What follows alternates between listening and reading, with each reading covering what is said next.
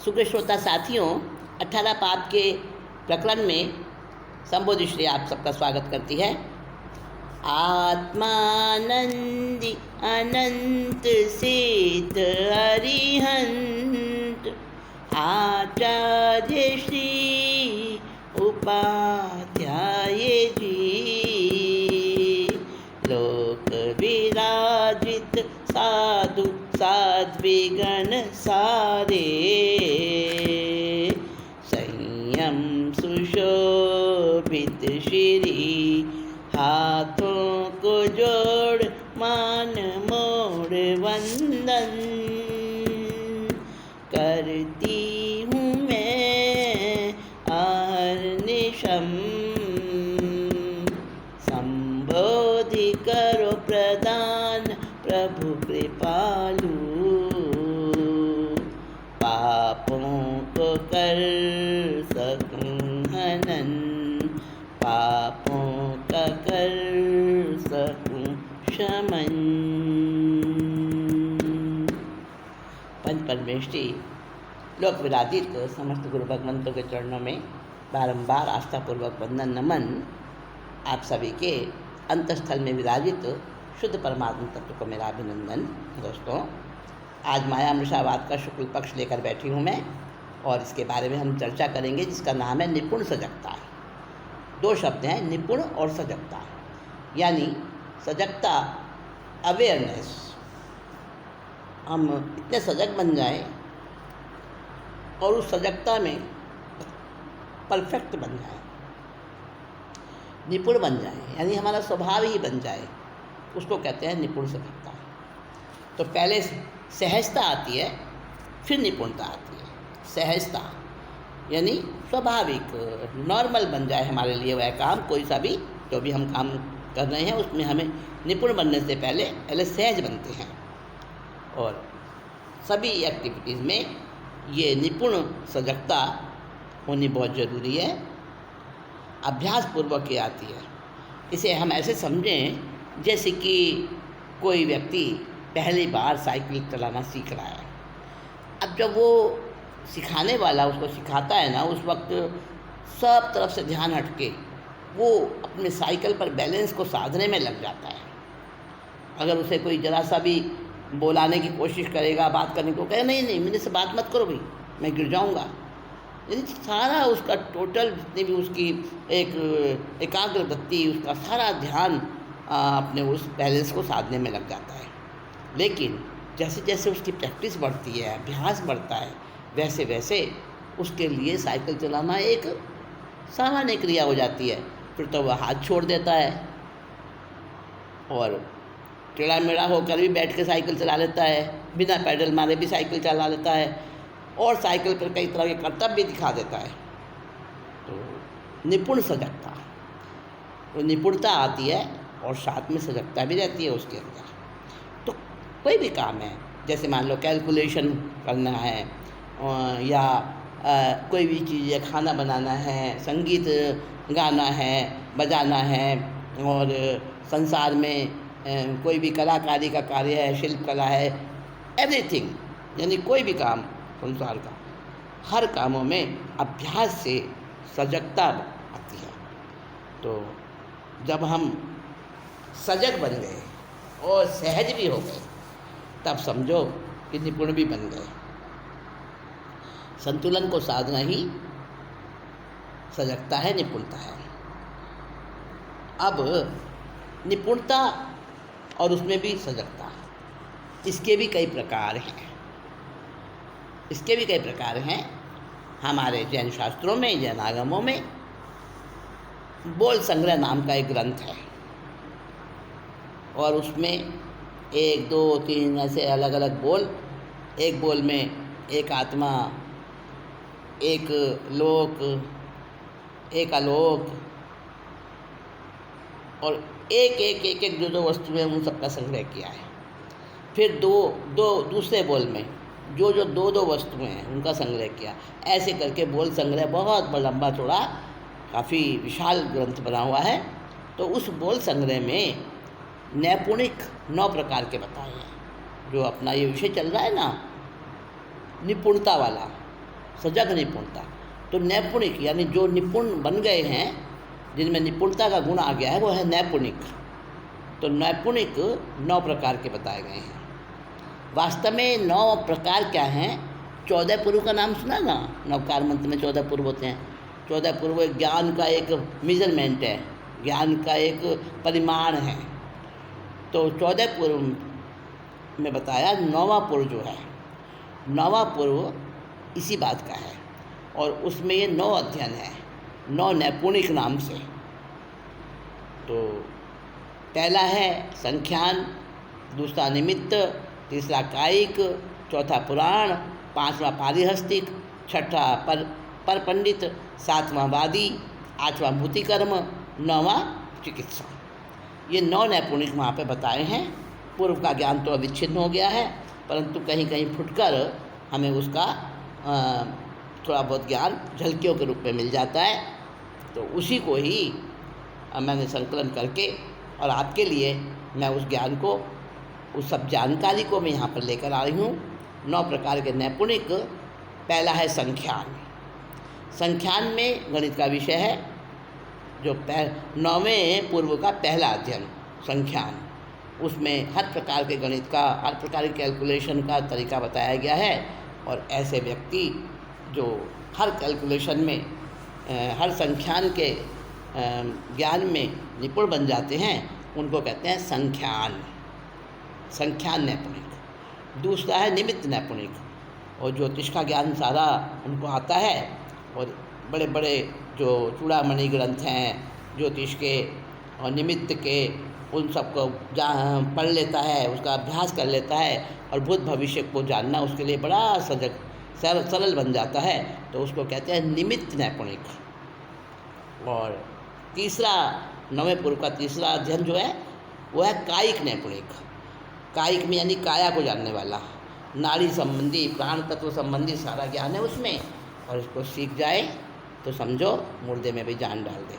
आजकल भी देखो आप नर्वस सिस्टम के जानकार जो डॉक्टर होते हैं, स्पेशलिस्ट होते हैं वो, तो न्यूरोलॉजी एक अलग ही विषय बन गया, न्यूरोलॉजी यानी नर्वस सिस्टम के सारे नसों का जानकार।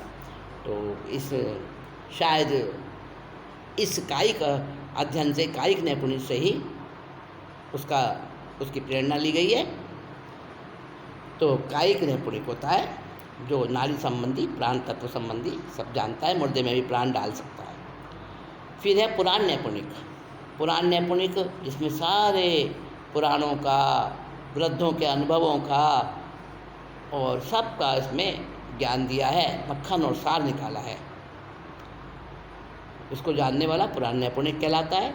और पारिहस्तिक नैपुणिक 5वां है। पारिहस्तिक नैपुणिक वो सब क्रियाओं में इतना होशियार होता है, चाहे कैसी भी क्रिया हो, कैसा भी काम हो, हर काम में वो होशियार होता है। उसको कहते हैं पारिहस्तिक नैपुणिक। सही समय पर करता है, सही ढंग से करता है काम को। ये हो गया 5वां अध्ययन 9वें पूर्व का। अब 9वें पूर्व का छठा अध्ययन यानी छठा नैपुणिक, वो है पर पंडित। पर पंडित बड़ी अच्छी सलाह देता है, किसी को भी बहुश्रुत ज्ञानी की तरह से वो होता है, और संगति से भी वो सीखता है बहुत कुछ। फिर बड़ा कुशलता से सबको बताता है, विद्वान कहलाता है लोगों में। तो वो पर पंडित नैपुणिक होता है। फिर 7वां है वादी नैपुणिक। अगर उसको कहीं पर भेजा जाए शास्त्रार्थ करने तो वो जीत कर आएगा, इतना होशियार होता है। मंत्र और धातु विद्या का जानकार होता है और सबको हरा दे शास्त्रार्थ में, उसको कहते हैं वादी नैपुणिक। ये 7वां अध्ययन है 9वें पूर्व का।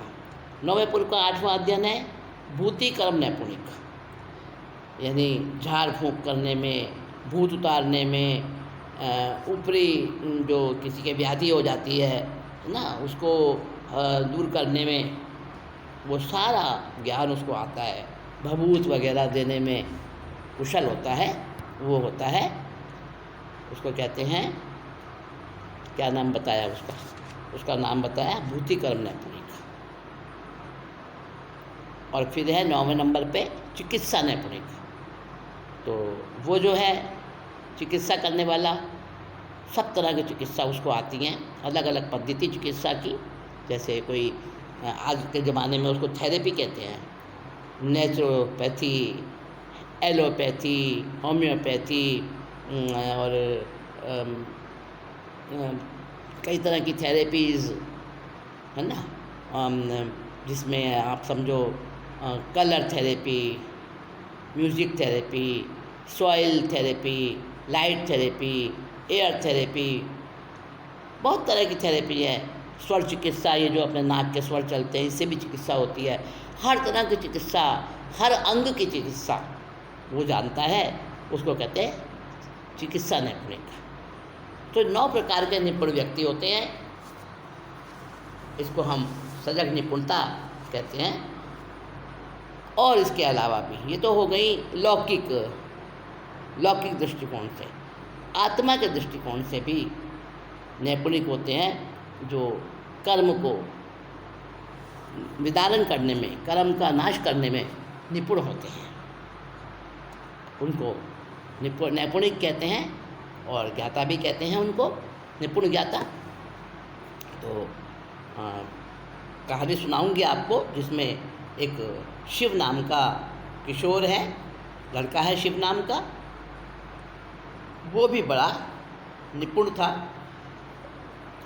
किस बात में निपुण था और कैसे उसने अपने निपुणता से अपने जीवन को बचाया, ये हम उस उदाहरण में, उस कथानक में देखेंगे। इससे पहले मैं आपको 9 ज्ञाता की बात बताती हूँ, 9 प्रकार के ज्ञाता। काल ज्ञाता कालज्ञ, बलज्ञ बल का जानकार, मात्रज्ञ परिमाण जाने, क्षेत्रज्ञ संसार को, खेदज्ञ सुख दुख ज्ञाता, क्षणज्ञ क्षणों को जाने, विनय यज्ञ जाने सभी विनय प्रकार को, स्वसमयज्ञ अपने मत सिद्धांत में दृढ़, फौलादी बन सहन करे हर एक प्रहार को, पर समयज्ञ ज्ञाता सभी मतों धर्मों का, खंडन मंडन करके करे सबको निराधार वो, खंडन मंडन करके करे सबको निराधार वो। 9 प्रकार के ज्ञाता इस भैया में बताए हैं। काल का जानने वाला कालज्ञ कहलाता है, बलों का जानने वाला बलज्ञ कहलाता है, मात्रा परिमाण उसको जानता है, उसको समझता है, कहाँ किस समय किस चीज़ का कितना होना चाहिए, कितना हंसना चाहिए, कितना सोना चाहिए, कितना खाना चाहिए, किस परिमाण में बोलना चाहिए, किस परिमाण में मौन रहना चाहिए, इस प्रकार की बहुत सारी चीज़ों का, तो उसको मात्रज्ञ कहते हैं। क्षेत्रज्ञ यानी जो संसार को जानता है, क्षेत्र को जानता है। और खेदज्ञ सुख दुख को, उसके कारणों को सबको जानता है। क्षणज्ञ क्षण को जानता है। और विनज्ञ विनय के 7 प्रकारों को जानता है, किस प्रकार विनय से अपना कार्य साधा जाता है। स्वसमयज्ञ और परसमयज्ञ। स्वसमयज्ञ अपने धर्म और अपने सिद्धांत को उसमें मजबूती से, उसको बहुत गहराई से जानता है। और परसमयज्ञ जो है अपने धर्म मत को तो जानता ही है, लेकिन और सभी धर्म मतों को भी जानता है और उनका खंडन करके और अपने समय का मंडन करता है, अपने धर्म के सिद्धांतों का मंडन करता है, उसको कहते हैं स्वसमयज्ञ और परसमयज्ञ। अब देखो, शिव की बात बताती हूँ आपको। ये मैं जो आपको शिव की कहानी सुनाने जा रही हूँ, बच्चा है अभी, किशोर ही है, पर उसके अंदर निपुणता कितनी है हम देखेंगे। कि शिव ने ऐसे परिवार में जन्म लिया जहाँ उसके माता पिता केवल पशुओं की तरह जीवन बिताते थे। सब कुछ था, धन वैभव, अच्छा खाना पीना, लेकिन फिर भी पशु की तरह। मतलब पशु किसे कहते हैं कि खाना पीना, सो जाना, संतान उत्पत्ति कर लेना, बस यही जीवन का लक्ष्य है। उसके अलावा मनुष्य जन्म क्यों लिया, मनुष्य जन्म में हम क्या कर सकते हैं, कैसे इसकी शक्ति को हम अच्छे से यूज कर सकते हैं, वो सब कुछ नहीं, उनको पता ही नहीं होता है। तो मनुष्य जन्म के लक्ष्य को वो समझते नहीं हैं। तो ऐसे जो होते हैं पशु की तरह, आहार संज्ञा, भय संज्ञा, मैथुन संज्ञा, परिग्रह संज्ञा, चारों संज्ञाओं में जीवन बिताने वाले वैसे परिवार में तो शिव ने जन्म लिया था। लेकिन लेकिन फिर भी उसने अपनी सजग निपुणता से, जो उसको स्वभाव में ही बन गई थी, ऐसी निपुणता से उसने अपने आप को बचाया, अपना भी जीवन बचाया।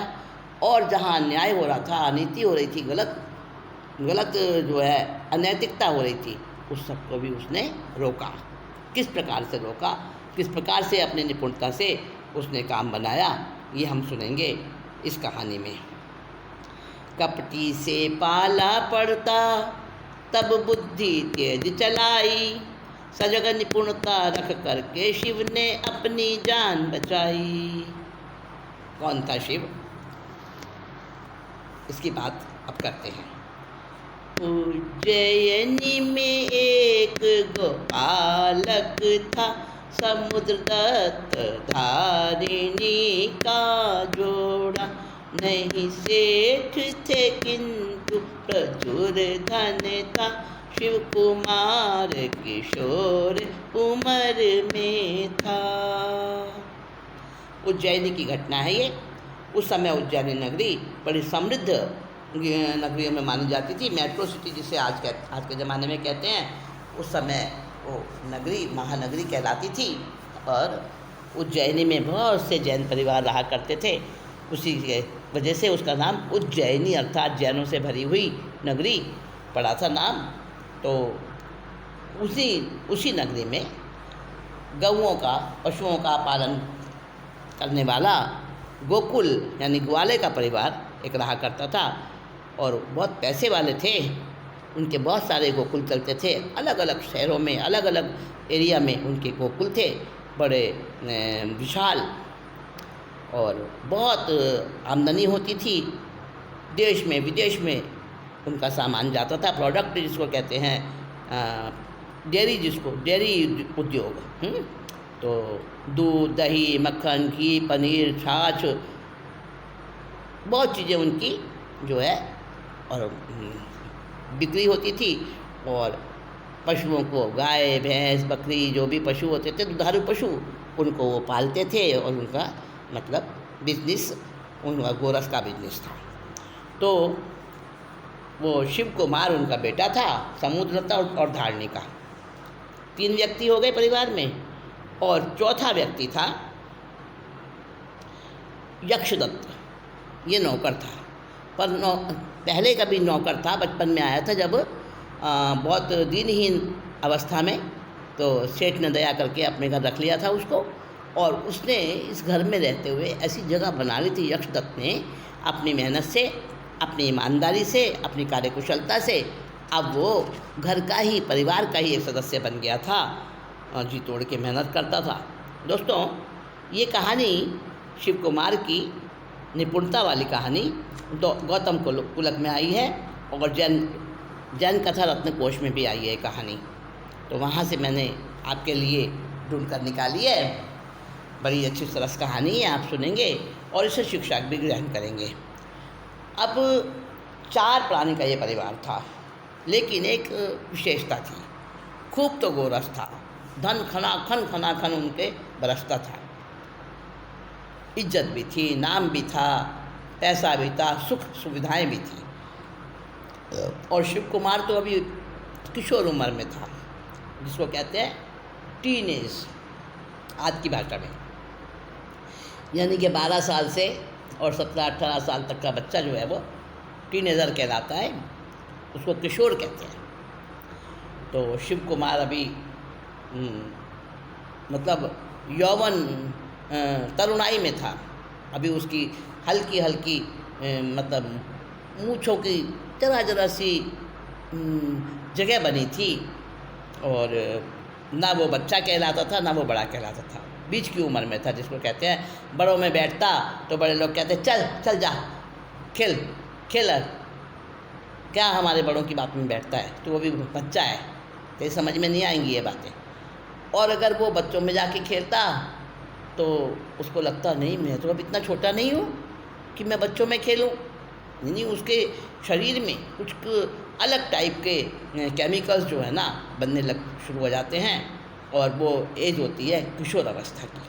तो उस किशोर अवस्था में वो शिव था। अब 4 प्राणी इस परिवार में थे, क्योंकि यक्षदत्त भी उनके परिवार का ही एक सदस्य बन चुका था। अब वो नौकर नहीं, घर का ही एक व्यक्ति था। चारों थे भोगवादी प्राणी, नहीं कोई दयालु और दानी। सब क्रोधी भोगी अभिमानी, तप त्याग का एक भी न सम्मानी। चारों संज्ञाओं वाला जीवन था, शिव कुमार किशोर उम्र में था। सुख से रहता ये लघु परिवार, समुद्र चला मृत्यु के द्वार। बस 2 दिन रहा था वो बीमार, उपचार हुए थे सब बेकार। घर का मुखिया तो अब शिव ही था, शिव कुमार किशोर उम्र में था। ये परिवार बड़े सुख से आनंद से अपना जीवन बिता रहा था। धर्म कर्म का तो हम जानते नहीं थे, बस पशु की तरह खाना पीना, मौज मस्ती करना, सो जाना, ये उनका जीवन था। ना कोई दान को समझते, ना कोई धर्म को समझते, ना कोई दया को समझते, और ना कोई मोक्ष को समझते। नाम ही नहीं था मोक्ष का, कुछ समझते नहीं थे इन चीज़ों में। तो वो तो यही समझते थे मनुष्य जन्म का बस यही सार है, अच्छे से रहो, खूब पेट भर के खाओ, हंसी ठट्ठा करो और सुविधाएं भोगो, धन कमाओ और धन को भोग करो, बस यही जीवन है। तो ऐसे ही उनका जीवन चल रहा था रोज़ का। और एक दिन समुद्र दत्त जो सेठ थे बीमार हुए, 2 दिन बीमार हुए, केवल बुखार आया था और वो चल बसे।